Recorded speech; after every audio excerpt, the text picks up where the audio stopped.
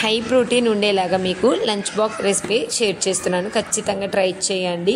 మా చిన్నోడి బాక్స్కి అయితే ఈ విధంగా చేసి పెట్టాను. ఈరోజు అయితే ప్యాన్లో కొంచెం ఆయిల్, జీలకర్ర వేసుకున్నాను. నైటే నేను చికెన్ని మ్యారినేషన్ చేసుకున్నానండి, మార్నింగ్కి ఇంకా కష్టం అవ్వదని.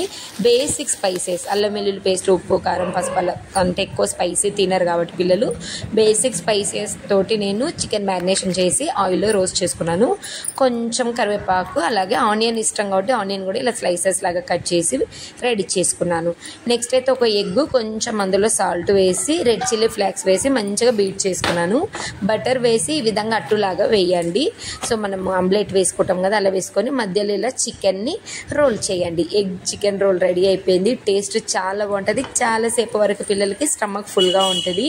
ఒక్కసారి మీరు మీ పిల్లలకి ట్రై చేయండి. నెక్స్ట్ టైం మళ్ళీ మళ్ళీ కావాలంటారు.